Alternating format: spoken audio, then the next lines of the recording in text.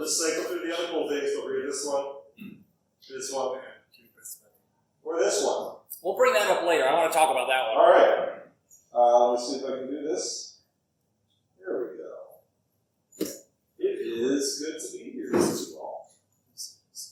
I'm Jonathan Bowman. I'm just a high school English teacher that's on the left in a damp and warm location until I grew into something else. I'm now a software engineer. It's a pleasure to be with you. So, how many large language models can you name? Just do it in your head. I'm not even going to quiz you on it or whatever. Just in your head or on your fingers or on a piece of paper or on your phone or whatever. Take 20 seconds now. Name as many models as you can think of. Just tally them up quietly. That could be models or it could be labs that you know the models came from. You need a hint. There's one. You could say OpenAI or GPT or ChatGPT as it's sometimes known. All right, just take a few seconds. Think of those. You have 10 more seconds. All right. I love it. Now it's fun. All right. How many? Did anyone come up with more than 5? Wow, very good. Okay. And just so I can know how intimidated I should be, how many of you have actually downloaded a language model on a local machine, like your phone or your laptop, and run it? Raise your hands. Okay, that does tell me a little bit about the audience. Thank you. How many of you are actually studying or in a field related in some way to machine learning or AI engineering? Yeah, okay, all right, so I should be significantly intimidated. I'm not an expert in machine learning, but we're going to keep talking. Some other models that you may know. These are the flagships, right? We know the Claude Sonnet, Claude Opus, Claude Haiku, Grok, Gemini. You've heard of these. They're from big companies that have so much money that money becomes meaningless, right? You know that. I wonder if any of you had any open models in your list. You might not know which ones are open and which ones aren't. Did anyone have an open model that you know is open and wants to just yell it out right now? What is it? Open? Gwen. Okay, Gwen. Who else? Minimax. Minimax. Very nice. Okay. Q-Base. So some good awareness. All right, here are a few open ones. We got DeepSeek from DeepSeek. You got GLM from ZAI. Gemma comes from Google. Gemma's a really great little model. GPT-OSS, you may have heard of. Granite from IBM. Kimi K 2.5. I like this. We are at a tipping point. Like for me anyways, like in the last weeks, I used Kimi K 2.5 to get work done. Like that did not happen as much. Like if I would say a Sonnet class model. There's a little tiny one from LFM. They just dropped some bigger ones this week. Llama 4 Maverick, it's only on here because they are the ones that kind of introduced this whole thing. If you use Llama models, that's great. They are has-beens, and it looks like they always will be. Minimax, someone had mentioned. Mistral is a European one. Man-Beige is somewhat newer awareness for me. Nematron from NVIDIA. Fiddy is an older one, but a goodie from Microsoft. Quen you mentioned. There's one from Quen that a somewhat newer one again for me is Step. And Tiny AI Cohere is back in the. They've been doing cool things behind the scenes, but they're back in the open space, and it's kind of interesting to see that. These are just some. There's more. This is interesting. So I like to just remember GPT-4. I don't know if you remember, Luke Demy took the stage at CPOS in 2023, and he wowed us with a presentation that GPT-4 produced. And it was good. I mean, good enough. I mean, it was funny. Do you remember that tipping point when AI became kind of good?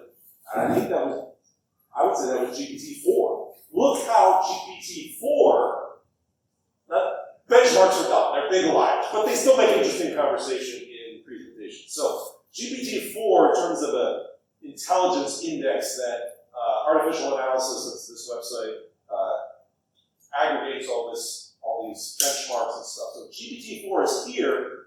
The open models are blue, the proprietary ones are black. None of the, very few of these have reasoning enabled, just to try to make it an even playing field.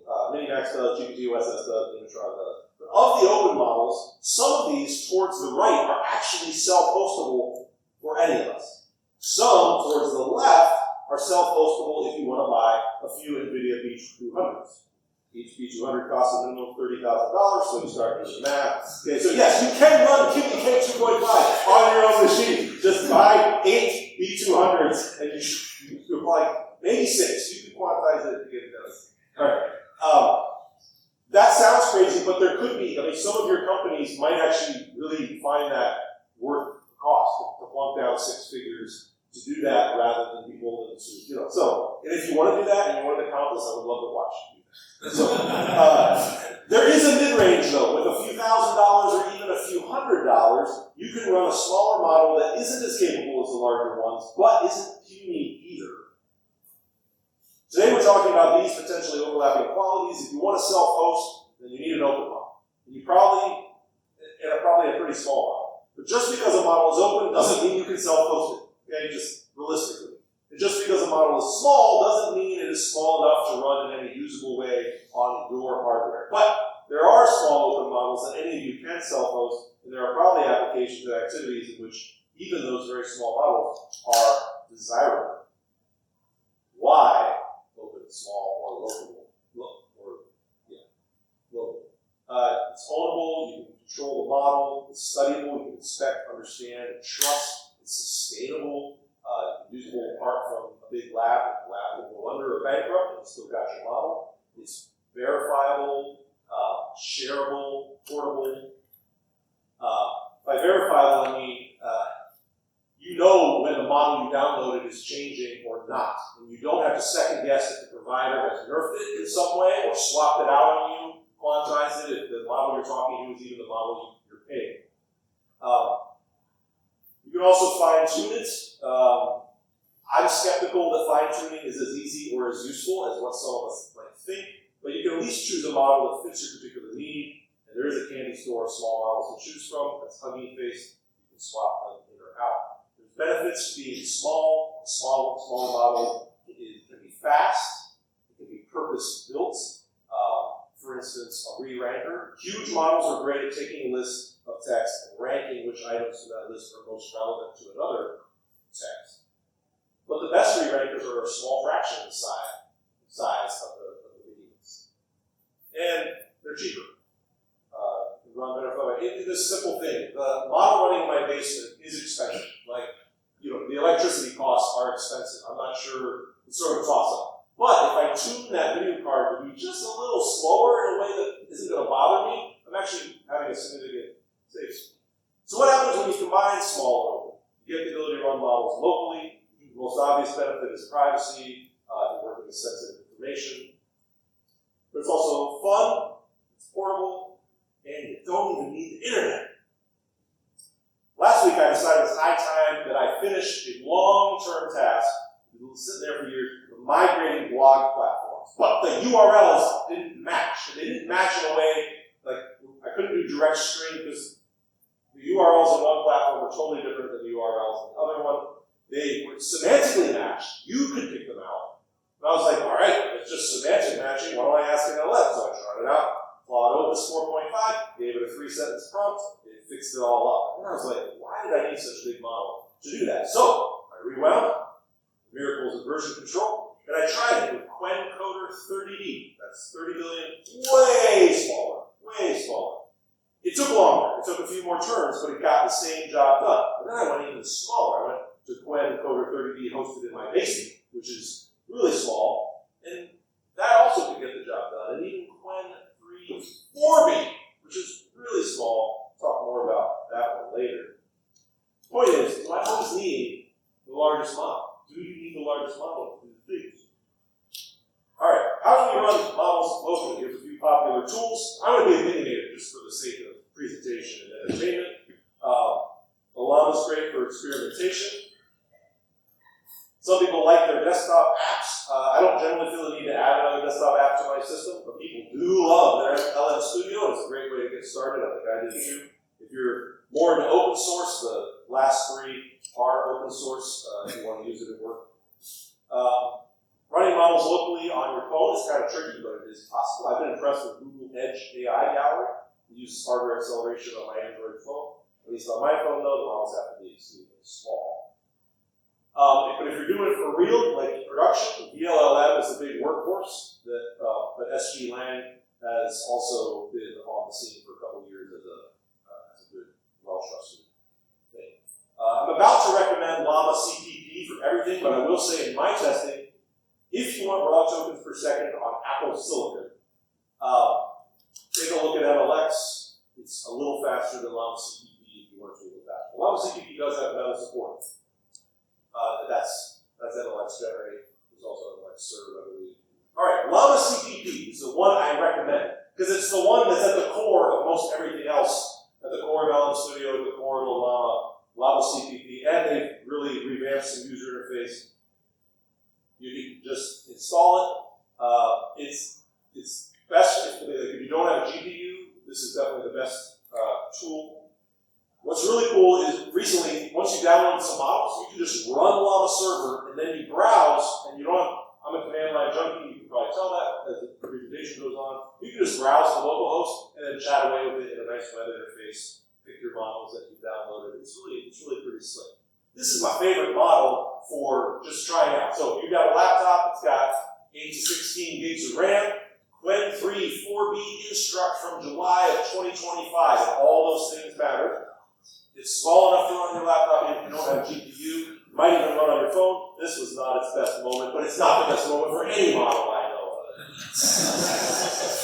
Once you have a server running, you can connect with any client. So there's some web clients. Llama server I already mentioned. Open Web UI is a great one. LibreChat's another one that just gives you a nice local web server that you can chat with. If you're in the command line, there's many, so many. I love open code. Pi is a new hipster on the block. Codex, so back to, if you run GPT OSS 20B, you're not going to run 120B unless you have way more hardware than I do, but if you run 20B on a Llama or LM Studio, Codex CLI, you just that's a setting. You can say, oh, it asks you, which do you want, a Llama or LM Studio? You pick, and then you can run OpenAI's Codex right there. Cloud Code, you can do with some help, Aider, this is a lot. This is Open Web UI running in our basement using GPT OSS 20B. This is Llama CPP's Llama server running locally on my laptop. How do you select a model? In my hometown, there was this variety store called Glenn's Fair Price Store. It's not around anymore. It had a hard to define range of goods. Professional photographers went there to get their equipment. So did kids to get their Halloween costumes. It was all over the map, right? There were layers upon layers of things for sale on the shelves. Some of them were quality, some of them were not. You had to move things around. You had to till you figure out what was there, and then you still might not be sure what you were looking at. You've probably walked into such wonderful stores in your life. Now imagine such a store except everything is free. That's Hugging Face. Scholarly papers, models, information about models, even inference, that would be cost associated with that one. For today's discussion, let's just focus on the downloadable model weights. I admit that naming can be intimidating, especially when you realize that most every segment of the name matters, but let me try to read these into English. This is Gemma 3N, not to be confused with Gemma 3, from Google, 2 billion active parameters at a time, instruction tuned, built with light RT so that devices like newer Android phones can enjoy accelerated inference. An 8 billion Qwen 3 model provided by the lab itself. It's instruct tuned, packaged in GGUF file format, so it works with Llama CPP, and it's multimodal. It's a vision model. That's the VL part. You can give it a picture, it'll say that is a shiny red apple. GLM 4.7 Flash, not to be confused with a much larger GLM 4.7, pruned by Cerebrus to have only 23 billion parameters, but only 3 billion are active at a time, presented by the very popular, my favorite, Unsloth. And Qwen 3 Coder, 3 billion parameters total, only 3 billion of which are active, structure training, dynamically quantized, GGUF file format, packaged by the prolific M. Roderbacher. The first part of the model name is the community of Hugging Face. This is similar to an organization on GitHub. Just because you see a model that looks like what you want, don't necessarily trust it. You will find that certain people release more reliable packages and quants than others. Say that again? Malicious ones. Maybe. I don't know what a malicious language model is going to do to you, but yes, it's good to be aware of quality and nefariousness. There are many ways of packaging models. A library I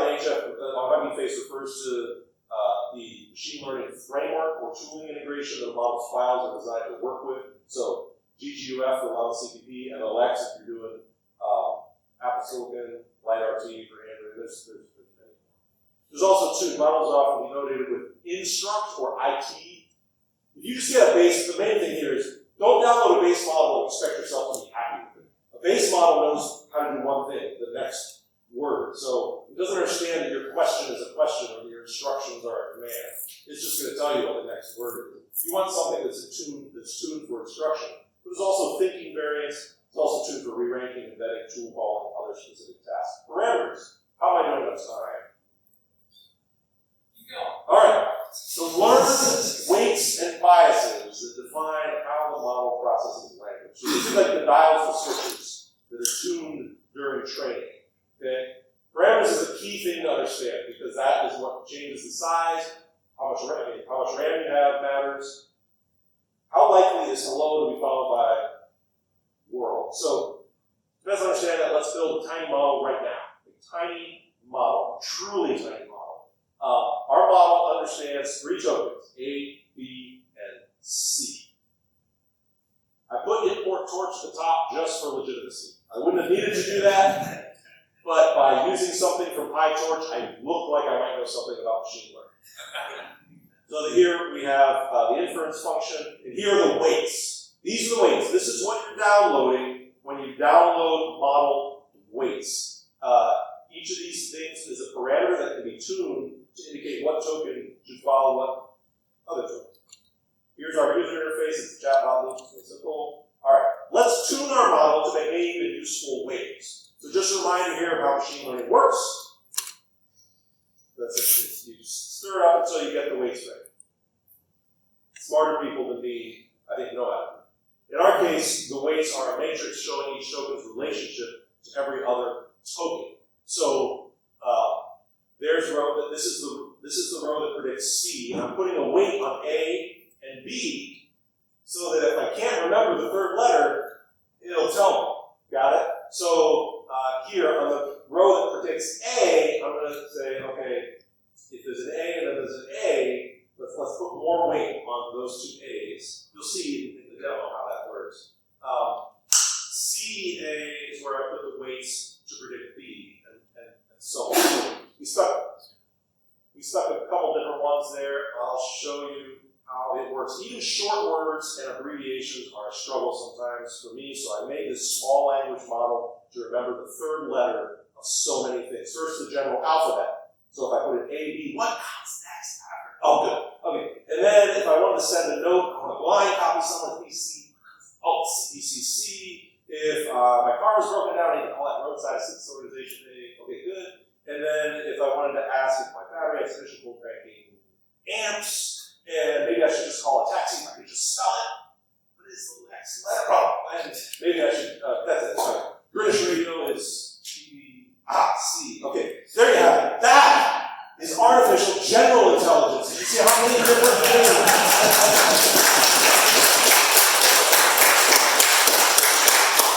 It did more than one thing. So those are the parameters and weights. Parameters and weights are kind of the same thing, but you're using, depending on which word you use, you're emphasizing what they do. If you're calling them parameters, you're saying these are the knobs that are adjustable. This is so tiny, it is 18 parameters. Okay, this is an 18 parameter model. But these are also the model weights. So when you go to Hugging Face, you're like, is this an open weights model? It means are the weights open for you to download and look at? If you want to look at weights, this is, you can have this model and use it. The smallest model I've ever used actually to do stuff is a 270 million parameters. That's absurdly small. These are still large language models. They're millions of parameters. But Google Gem has a nice 270 million parameter model. I'm assuming it's that one that got in the news, a big political thing. But anyways, the largest one I've ever run on my hardware was just this morning at 35 billion parameters. It's an Inferring 3.5 model. A good size for a laptop, my laptop at least with 16 gigabytes of RAM is a 4 billion parameter model. I can go to 8, but I'm really happy with a 4 billion. Flagship proprietary models are likely in the trillions. So like GPT, Grok, we're probably looking between 1 and 2 trillion, maybe more. Kimi K2.5 is around 1 trillion. There's some others that are around 1 trillion. Some really good models though are less. Okay, It's not saying you can run them on your laptop. More parameters is bigger, smarter, slower, more consumptive. Less parameters is smaller, more simplistic, much more hallucinating. Less world knowledge, like it's not going to know stuff. I'm amazed at what they do now. Like even the smallest model, like one of my little tricks is just, when you're testing models, I find that I come up with like a question to ask. And it kind of shows me some performance. So I'll just say, summarize the stochastic parrot paper, that famous paper from some years ago. I'm amazed that like even the smallest models know this paper. They're faster, they're leaner, they're more energy efficient. The other thing to know is about quantization. So this is really important for running models locally. You can take a big model that's not going to fit in my 8 gigabyte video card. My 12 gigabyte video card can't fit a really huge model. But if I quantize it, think of quantization like you rip a CD, if that's a thing anymore, you have a WAV audio file, and you compress it down to an MP3, or you take a raw photo, like a bitmap image, and you compress it to a JPEG or PNG. They're lossy compression formats. That's what quantization is. And here is how it works. So most models are going to be a 16-bit float. That's the first thing you see, 0.824, yada, yada, yada. If you quantize that and make all those numbers that you saw down to an 8-bit integer, then you store that same number as 106. That's an 8-bit integer. Convert it back to a float. Look what we have, 0.828. We lost some precision. Okay? If we do it even more, if we do it all the way down to 4 bits, that's like we're now a quarter of the size, right? We've lost a little more precision. The question is, the precision we lost, does it even matter? It generally does, but maybe not as much. In other words, for instance, the Quen 3.5 series, again, they just dropped this week. Early reports are saying these are incredibly robust to aggressive quantization. In other words, you can really compress them down before they actually start to be anthropomorphic, but dumb. Okay? It gets a little bit of alphabet soup on the quants. In general, there's K-quants, there's I-quants that are more for GPU, they compress them harder. There's suffixes SML, that's where they mix the bits, like they might take a 4-bit model that puts some 8-bit things in it, so it gets a little larger. But for all points and purposes, a 8-bit model is nearly lossless. A Q6K is really good quality. For most of us, a Q4 is good balance. Less than Q4, you're probably going to notice the model not feeling as intelligent, if you like that. CPU users stick to the K-quants. So, this is community is Unsloth, a reputable community. The model is Quen 3.5, 35 billion parameters, 3 billion are active. It's called a mixture of experts model. The file format is one that's suitable for raw CPU. So that's sort of what you're looking at. Which quant? Start with Q4KM, the one I downloaded this morning with this one. I used Q3KS because I just didn't have that much RAM. You can host without hosting on your own hardware. You can rent hardware. I've never been brave enough to do it because if I screw up, what will be my bill the next morning if I realize I forgot? It's not the same as compute. It's GPU, it's so much more expensive. But RunPod looks really appealing. I'm going to try it one of these days. But there's always a question to ask. Just because you can't locally host it doesn't mean it's not valuable to have something that is an open, small model. You might not need a big model. Plus, these will cost, some of these cost pennies per million tokens compared to Claude Opus, which is $25 for a million tokens, am I saying that right? OpenRouter is my favorite. Vercel is trying to compete with OpenRouter. They're getting there. They all have, and NVIDIA just has this free thing. I mean, it's 40 requests per minute, which is not super fast, but it's definitely usable. So you can use a lot of open models from NVIDIA's thing. Yes, they're monster monopoly, but they do nice things with all that money sometimes. Vercel's interesting. They give you $5 free a month. OpenRouter goes a different way. They give you some models that are free with a free daily limit on those free models. Do you want to see any in action, or we are time up? I can close it right now, or I can show you this sort of speed. I'll show you the speed. All right. So this one is just running on CPU on my laptop. So it's not fast, but it's usable, right? 4 billion parameters. This is my favorite one. Qwen 3 4B instruct. I would call it spunky and somewhat useful. Okay, now here it is on the same model on the GPU on a 12 gigabyte RTX 3080 in my basement. Here we go. A little faster, would you say? Did you notice the speed difference? So it's all about GPU, but it's also about, do you have NPUs on your system? What generation of CPU you have? The first one was actually pretty fast. The first time I showed the CPU one is way faster than when I didn't have AVX 512 compiled into my CUDA thing, whatever. And then here we are, a similar model, a little larger, on Open Router. So this is just in the cloud. And look, it's fast, but it's not that much faster than on my local machine. All right. That is all. This is a nice little, this is a pretty small one. It's under 1 billion parameters, 700 million. And this is from Liquid AI, a US lab that's doing interesting things. That's the end of my